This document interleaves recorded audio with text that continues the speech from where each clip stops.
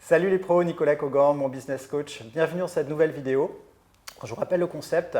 Chaque mois, je vais à la rencontre d'un interlocuteur, d'un acteur de l'économie pour décoder les ficelles de son métier, son parcours. Et aujourd'hui, j'ai le plaisir d'accueillir Arnaud Lemonnier. Bonjour Arnaud. Bonjour Nicolas. Comment vas-tu? Ça va très bien, merci. Je voulais faire profiter de ton expérience en fait à la communauté Mon Business Coach sur ton poste, ton parcours. Tu es expert aujourd'hui en accompagnement des franchisés, des investisseurs franchisés hôteliers. Oui, c'est Est-ce bien que ça. tu peux nous expliquer ce que ça représente un quotidien d'expert comme le tien? Alors sur la carte de visite, c'est marqué directeur développement franchise. Ouais. La finalité, c'est de rajouter des drapeaux sur la carte de France. Ok, très bien. Mais avant de planter un drapeau, il faut engranger beaucoup de contacts. L'idée, c'est d'accompagner deux types de profils. Des personnes qui sont propriétaires de leur propre établissement hôtelier, qui souhaitent y accrocher une enseigne. D'accord. Ils vont faire leur marché, ils vont consulter un petit peu tout ce qui existe sur le territoire français en termes de franchiseurs. Et d'autres profils qui sont des personnes qui souhaitent construire un hôtel. Très bien. Qui partent from scratch, avec lesquels on va devoir trouver un foncier disponible sur un marché qui fasse sens et les accompagner du premier contact jusqu'à l'ouverture de l'hôtel sur une période moyenne qui s'étale à peu près sur 3 ans. 3 ans. Le temps de gestation du projet, très bien. C'est celui-là, puisqu'on a la définition de la zone, la maîtrise du foncier, faire les plans. Enfin, ce n'est pas nous qui le faisons, c'est un architecte avec lequel nous travaillons pour le franchisé. Le franchisé missionne. Okay. Nous sommes là, nous, pour apporter notre expertise. Ensuite, il va y avoir l'instruction, le recours des tiers, la construction. Donc oui, ça nous amène facilement sur 3 années. Et là, Arnaud, ça veut dire que tu tiens comme un certain nombre de casquettes, ça fait appel à beaucoup de compétences. Tu es tout seul ou tu as une équipe pour t'accompagner sur ces projets? Alors, j'ai envie de répondre, j'ai une équipe et nous sommes une équipe. Ok. Puisque la franchise, c'est quelque chose que nous avons décidé d'ouvrir chez B&B Hotel il y a maintenant un peu plus de 8 ans. Au départ, j'étais seul. Deuxième année, je me suis fait accompagner par un stagiaire. La troisième année, une stagiaire qui est restée. Je n'ai pas réussi à m'en séparer. Elle est restée, elle est devenue développeuse. J'ai recruté un développeur il y a un peu plus de 2 ans maintenant. Nous sommes donc vraiment 3 sur la partie purement développement et nous nous faisons accompagner par l'ensemble des services support de l'entreprise. Ok. Donc une personne du service technique qui maintenant est à temps plein sur la franchise, une personne du produit qui va donc avec nous désosser, analyser et conseiller sur l'ensemble du parcours client, le service informatique bien sûr, la formation, donc quelqu'un rattaché au RH. Il me manque, évidemment, il y a une comptable, il y a le service des achats, enfin il y a tous les services centraux classiques d'une entreprise qui viennent à nos côtés et qui donnent de leur temps pour accompagner les franchisés. Ok, donc complet. Oui. Et toi, aujourd'hui, on ne devient pas expert comme ça, c'est un empilement de compétences. Est-ce que tu peux nous parler de ton parcours, ce qui t'a amené à cette expertise et cette crédibilité marché aujourd'hui? En fait, je viens d'arriver chez B&B il y a 25 ans. J'en ai 50, donc ça veut dire que j'ai passé la moitié de ma vie dans cette entreprise pour l'instant. J'y suis rentré pour ouvrir à l'époque, j'ai frappé à la porte de B&B Hotel, il y avait 4 hôtels. Je suis rentré pour ouvrir le 8e, j'étais gérant mandataire. D'accord. Ça veut dire que l'entreprise à l'époque m'a fait confiance en me confiant les clés d'une boutique en disant « vas-y, amuse-toi ». Ce que j'ai fait donc pendant quelques années, 5 ans, sur Limoges, puis Bordeaux, puis Strasbourg. Ensuite, nous a été confié l'ouverture et l'exploitation d'un premier gros porteur de 226 chambres sur l'aéroport de Roissy. Puis après, le 233 chambres de Paris-Malakoff. Je n'y suis pas resté longtemps puisque j'ai par la suite pris la direction des opérations France pendant 2 ans. Ensuite, j'ai basculé sur une fonction commerciale, directeur des ventes pendant 7 ans, fonction donc qui consistait à remplir la ligne du haut, on va dire, à aller chercher des clients par l'animation de la centrale de réservation, du site web à l'époque, les partenariats online, offline et la commercialisation terrain. Et ensuite, au bout de 7 ans, j'avais fait le tour du sujet et j'avais fait savoir sans mystère, sans faux semblant en interne, que je voulais faire autre chose. Et ça a correspondu au moment où stratégiquement, notre président souhaitait que nous nous ouvrions à la franchise et considérait qu'avec plusieurs flèches, plusieurs cordes à mon arc et plusieurs flèches dans mon escarcelle, dans mon carquois, pardon, je devais être capable de répondre aux questions des investisseurs franchisés. Je pense qu'avec un parcours comme celui-là, en effet, là c'est clairement le magasin de flèches que tu as. Oui, attention, hein, je n'ai pas réponse à 100% des questions, mais j'ai l'avantage de savoir où aller chercher la réponse. Ben, en fait, ce qui est intéressant, c'est que là, vraiment, on part du terrain, tu es entrepreneur, Oui. tu as construit en fait toute cette expertise brique par brique, finalement, sur l'ensemble des métiers de l'hôtellerie. Donc forcément, en gage de crédibilité, c'est quand même rassurant et concret pour un aspirant repreneur. Parce que est-ce que tu n'as que des gens qui viennent du milieu de l'hôtellerie? Du tout, j'ai envie de dire surtout pas presque. Enfin, j'adore avoir des investisseurs hôteliers, ils connaissent les grands principes, les grands codes de l'hôtellerie, mais tous les jours, j'ai des primo-accédants à l'hôtellerie qui viennent frapper à la porte, qui sont alors des profils différents, soit ça va être des couples, chacun a son job et décide à un moment donné d'investir, de tout plaquer, de gratter les fonds de tiroir et aller chercher le financement pour un investissement, un sujet qui coûte quand même minimum 2,5 millions à 3 millions hein, quand on commence sur un 50 chambres. Mais aussi, et de plus en plus souvent, des serial entrepreneurs qui ont la concession automobile, un hypermarché. Mais je ne veux pas non plus donner l'impression que la franchise hôtelière n'est accessible qu'à quelqu'un qui a déjà 3 hypermarchés. Ce n'est pas vrai. Alors il est évident que c'est un investissement conséquent puisque c'est avant tout un investissement immobilier. Tout à fait. Donc oui, ça commence à 2,5 millions et puis il n'y a pas trop de limites. Ensuite, ces investisseurs-là délèguent également des gérants mandataires. Ça reste schéma salarial. L'investisseur franchisé peut faire 3 choix. Soit celui de mettre lui-même les mains dans le moteur. Ouais. Certains décident d'en faire leur métier au quotidien. Certains décident d'avoir recours à des salariés. D'autres de s'appuyer sur le principe d'exploitation que nous avons retenu en tant que succursalistes, à savoir la gérance mandat. Ok. Tous les profils existent. Sur un parcours comme le tien, tu as mathématiquement compté des centaines, des milliers de professionnels. Oui.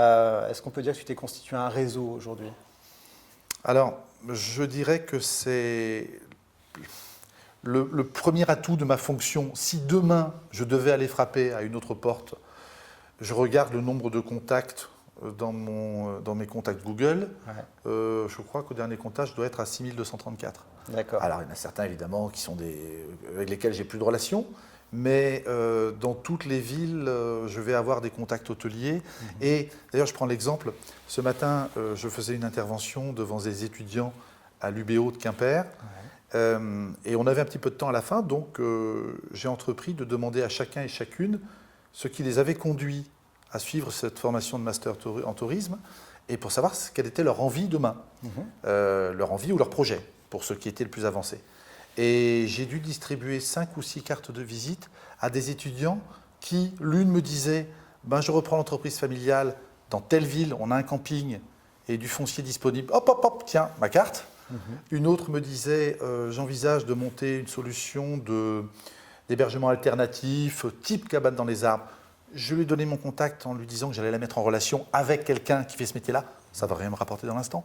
Mais je pense que quand on a eu la chance, durant sa carrière, qui n'est pas terminée, je suis jeune, je n'ai que 50 ans, de rencontrer beaucoup de monde, des personnes qui vous ont fait confiance, je trouve que c'est notre rôle d'accompagner les générations qui suivent et de faire en sorte de mettre les gens en relation.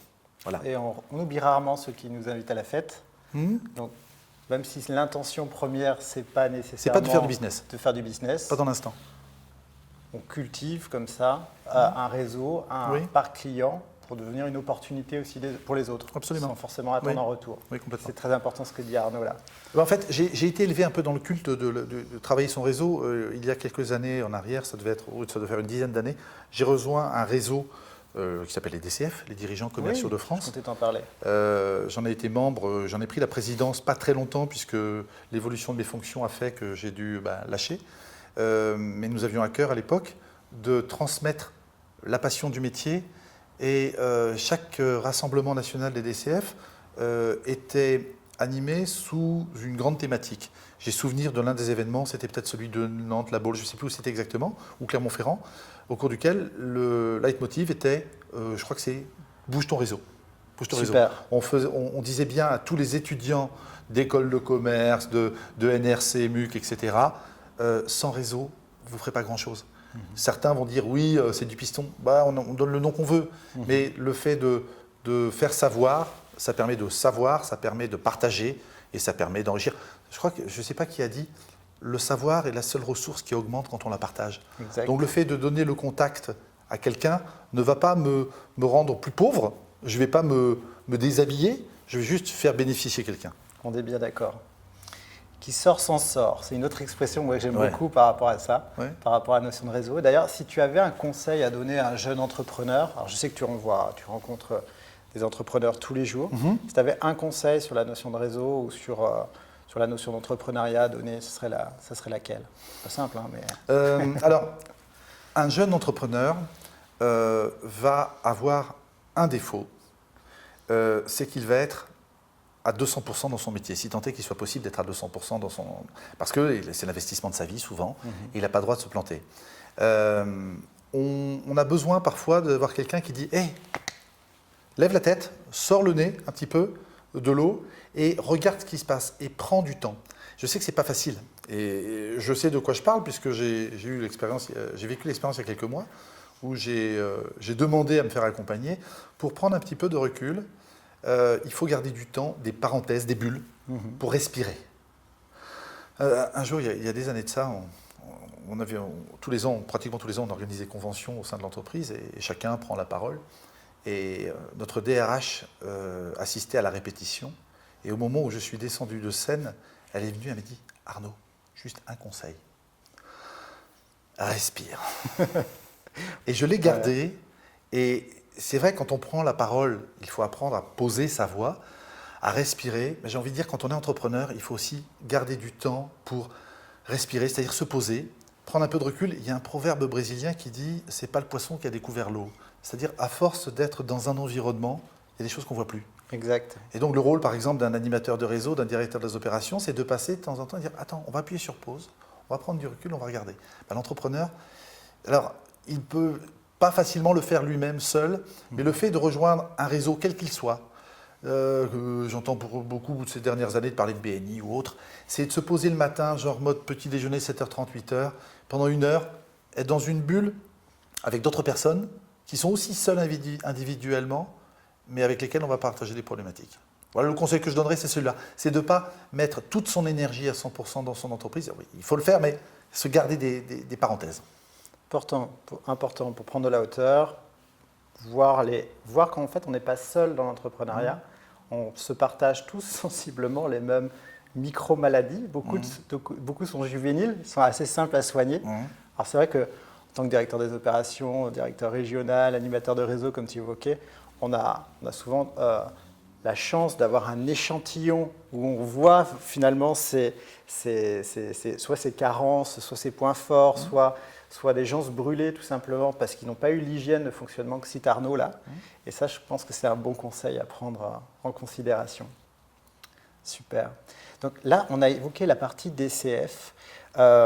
Juste pour les personnes qui regardent cette vidéo, est-ce que tu peux expliquer la vocation de DCF, Dirigeants Commerciaux de France? Alors ça m'embête aujourd'hui devant une caméra de passer comme un promoteur d'une association que j'ai quittée il y a une dizaine d'années. Okay, donc peut-être l'ADN a-t-il un peu évolué. Dirigeants Commerciaux de France, l'idée de ce que j'en garde comme souvenir, c'était donc un réseau classique où chacun dans sa fonction, seul et unique généralement par bureau, c'est-à-dire on ne va pas avoir plusieurs hôteliers, on ne va pas avoir plusieurs assureurs généralement. On se retrouve une fois par mois pour le bon moment, mais il y a eu des plénières avant, il y a eu des réunions, ce n'est pas qu'une bouffe et boire un coup. L'idée étant d'accompagner des étudiants, on avait créé les DCF juniors, on avait fait venir au sein de l'association des étudiants de l'école de commerce pour leur mettre le pied à l'étrier de cette notion de réseau. D'ailleurs, ça leur a servi, la plupart d'entre eux, à faire une place. L'idée première, oui, c'est la promotion de la fonction commerciale. Ok. Mais je serais un peu mal à l'aise d'en dire plus, puisque c'est quelque chose qui date un petit peu maintenant me concernant. Oui, une autre chose qui date un peu et qui m'avait marqué, je t'avais entendu dire il y a quelques années de ça, les promotions et les cadeaux, c'est la béquille des mauvais commerciaux. C'est possible que j'ai dit ça. Et quelque part, en fait, ça m'a fait sourire. Ça m'avait fait sourire, je me suis retrouvé là-dedans. Bon, à l'époque, il y avait un contexte peut-être économique qui pouvait, qui expliquait cela. Est-ce que toi, ta position, elle a évolué par rapport à ça ou pas? Je vais être un petit peu moins dogmatique là-dessus en la matière, mais disons que je tenais ces propos-là lorsque des patrons de centres de profit, des hôteliers en l'occurrence, disaient oui, mais je ne peux pas aller en rendez-vous parce que je n'ai pas de support. Pas de support, oui, mais c'est toi l'expert, c'est-à-dire le support, c'est toi.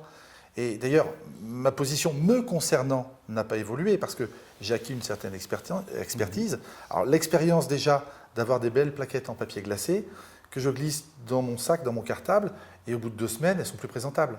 Parce que quand tu es nomade, quand tu es dans les avions, les trains, à un moment donné, tu trimbales ta maison sur le dos et garder des documents. Donc je leur dis, non, je n'ai pas apporté de plaquette. La plaquette, c'est moi. Elle vous dira beaucoup plus que ce qu'il y a sur les papiers glacés. Alors pour autant, c'est bien de laisser quelque chose. On peut l'expédier après, parce que ça va traîner sur le bureau. Et le fait de traîner sur le bureau, ça va être un peu comme le cintre qui malencontreusement est parti avec la chemise du client ou de la cliente, qu'il va retrouver, parce que chez nous, il n'y a pas de cintre anti-vol. C'est important. Il n'y a plus, de moins en moins. Le cintre anti-vol, le signal que j'envoie au client, c'est « tu es potentiellement un voleur, et tu verras, tu ne partiras pas avec. Je t'ai eu. » C'est le stylo du banquier, ça. C'est ça. Okay. Et là, le cintre avec le logo, il le prend le matin chez lui, il prend sa chemise. Ah, dis donc, il faut que je pense à réserver. De la même façon, non, je vais pas être contre l'idée d'investir quelques petits billets pour avoir un petit agenda, le stylo qui va bien et l'expédier après. Mais ce n'est pas un prérequis absolument indispensable. Ce n'est pas ça qui va permettre d'ouvrir la porte. Je suis content de t'entendre redire ça parce que moi, je rencontre souvent des entrepreneurs qui, justement, bloquent leur passage à l'action. Peut-être que certains derrière la vidéo vont se reconnaître, bloquent leur passage à l'action parce qu'ils n'ont pas la carte de visite, parce qu'ils n'ont pas le site internet, parce qu'ils n'ont pas tous les outils. Mais comme tu l'as dit, en fait, en plus dans une économie de service, c'est souvent toi le service. Donc quelque part, tu n'as pas besoin de tous ces artifices, en tout cas pour démarrer. Derrière, en effet, comme tu le disais, on peut l'envoyer derrière. Si tu es doté de l'ensemble et que tu voyages beaucoup, tu verras que ce que dit Arnaud, c'est vrai, c'est qu'ils ne vont pas rester clean très longtemps. Mais voilà, il ne faut pas que ce soit un frein à l'action. La carte de visite, tu permets une parenthèse? Ah oui, bien sûr. Il y a différents comportements. On a tous vu qu'en Asie, particulièrement au Japon, je crois, on remet la carte de visite de façon cérémonieuse comme ça. On remet avec les 2 mains. Aux États-Unis, on la jette sur le bureau à la façon western. En France, j'en ai pas. J'en ai pas. Mais c'est pas grave. Sur le bureau. Pas grave. On prend son téléphone, on dit tiens, je te partage mon contact, je t'envoie. Et d'avoir une fiche contact, j'ai créé moi-même ma propre fiche contact. Je n'ai pas un ego surdimensionné et je ne vais pas m'appeler moi-même. J'ai suffisamment d'amis pour ne pas avoir à m'appeler moi-même. Là, j'ai un psy pour ça, c'est autre chose. Mais j'ai créé ma fiche dans mes favoris et je la partage facilement comme ça. Je n'avais pas de carte, c'est pas grave, je t'envoie ma fiche. Et comme ça, je lui ai demandé donne-moi ton 06. Et là, tu es obligé de me le donner. Bien sûr. Voilà. Ça marche comme ça. Ouais. Alors souvent, quand vous réseautez, faites en sorte qu'on vous demande votre contact. N'allez pas distribuer vos cartes dans tous les sens. Soyez l'opportunité. Tu me demandais un conseil. Un autre conseil que j'ai appris à mes dépens, c'est qu'en fait, on a 2 oreilles et une bouche. C'est pour écouter 2 fois plus qu'on ne parle. Je l'ai appris à mes dépens lorsque j'ai pris mes fonctions commerciales il y a des années de ça. Je me suis retrouvé en rendez-vous dans l'est de la France. Est-ce que c'était Beaune? Est-ce que c'était Chalon-sur-Saône? Je ne sais plus bien. Je suis arrivé dans une entreprise dont l'assistante de direction m'avait exprimé des besoins en hébergement. Et je suis arrivé. Et puis, je me suis installé dans la salle de réunion. Et blablabla, voilà qui nous sommes. Blablabla, et j'ai déroulé.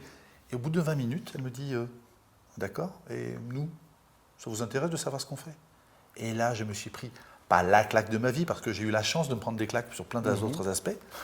Mais cette claque-là, qui m'a... Ok, je l'ai prise dans ma poche et j'ai dit ok, plus jamais ça. Et donc aujourd'hui, écoutez, faire parler. Je crois que c'est Dale Carnegie qui a écrit un livre, L'art de se faire des amis. Oui, le titre est assez mal traduit, mais c'est ça, c'est comment se faire des amis. Comment se faire des amis. Et l'une des premières leçons, c'est en gros, parlez-moi de vous. En fait, il n'y a que ce sujet-là que toute individu maîtrise. Voilà, ça intéresse tout le monde. Raconte-moi ta vie. Et quand les personnes, mais alors elles s'ouvrent, mais comme des fleurs au soleil, et vous chopez des tas d'informations que vous allez pouvoir réutiliser par la suite. Ce n'est pas de la manipulation, c'est juste s'intéresser à l'autre. Oui, parce que je crois que la fin de la traduction du livre, c'est « et comment les manipuler ». Ah, oui, ça. évitons. Mais c'est la traduction qui est assez mal faite. Mais c'est vrai que dans ce livre-là, il évoque, et pour donner raison, c'est qu'il fait des tests où il va échanger, il va faire parler des gens, oui. et ensuite les gens vont être quizzés sur le ressenti. Et lui n'a pas parlé. Oui. Et il est jaugé par les autres comme étant extrêmement intéressant. Il n'a fait que faire parler les gens. Il n'a rien livré. Exactement. Oui. Donc c'est une vraie leçon, une vraie clé que tu livres ici. Très bien. Arnaud, quand on jongle comme ça avec des enjeux, des cycles longs finalement d'affaires, tu parlais de 3 ans, il y a forcément des up and down un peu dans le moral. Certaines fois, ça peut mettre un peu la pression. Est-ce que toi, tu as un truc pour que la pression, elle te glisse dessus ? Est-ce que tu as ton imperméable à pression Non, pas du tout. Ouais. Ah non, j'ai pas des plumes de pigeon. Non, j'ai en fait peut-être une hypersensibilité, peut-être excessive. Et puis nous ne sommes pas non plus que des machines à cash. Nous sommes aussi des individus avec des expériences de vie personnelles. Et donc, non, j'ai rien pour me protéger. La seule chose, on va dire que j'éprouve le besoin parfois de me replier dans ma bulle, simplement. Tu sais, quand tu es en déplacement 2 à 3 jours par semaine, c'est variable. Cette semaine, je reste breton toute la semaine. Je sais le faire aussi. Lorsque les journées sont longues, lorsque les expériences de la vie personnelle sont parfois bousculent un petit peu tout ce qu'on pensait, la seule solution pour moi n'est pas tant de faire du sport, même si je voudrais en faire plus souvent, mais je n'ai pas le courage. C'est plutôt de me replier dans ma bulle. Et puis, ça va être chose que je ne fais pas quand je suis en déplacement. Je peux me coucher à 21h30 pour faire une bonne nuit de sommeil. Parfait. Et une bonne nuit de sommeil, ça répare tout. Et tu arrives à couper le téléphone avant oui. le mettre en off. Je coupe. Alors, je me suis acheté il y a peu de temps, il y a moins de 6 mois, un réveil. Ok. Et oui, parce que le téléphone, on l'utilise tous en déplacement comme réveil, évidemment. Mais ce qu'on oublie, c'est que le téléphone, c'est avant tout un ordinateur. Et tout comme un être humain, il a besoin à un moment donné de s'éteindre, de se déconnecter, de se reposer. Et je fais la guerre dans mon entourage, pro, familial, dès qu'on aborde le sujet, je dis, il faut éteindre ce putain d'appareil, il faut l'éteindre, mais l'éteindre complètement. Il fait dodo, il est en charge, il n'est pas en charge, on s'en fout. Et le matin, on va le rallumer, il va être beaucoup plus performant. Parce que comment ça s'appelle, l'obsolescence programmée fait que ces appareils-là, au bout d'un moment, au bout d'un an, 1 an et demi, ça commence à ramer un peu. Mais j'ai constaté que même un appareil qui a 2 ans, c'est le cas du mien, depuis que je l'éteins complètement, il est beaucoup plus performant. Donc j'ai un réveil classique. Qui répond à une thématique technique Oui. Et technique, on va dire, de l'appareil et technique du bonhomme. Oui, c'est absolument, bien, ça. complètement. Ouais. Et c'est le truc bip, bip, bip, bip, une réédition d'un petit modèle vintage, là, tout simple, c'est parfait. T'as pris un remontoir comme ça? Non. Mais je pense que ça sera mon prochain achat d'à moins de 100 €. Ça sera un petit réveil de voyage qui se plie vraiment, parce que celui-là, il reste à domicile. Okay. Et l'autre, voilà, un petit truc qui se plie, tu sais. Je vois bien. Parfait. J'ai eu ça plus jeune. Super.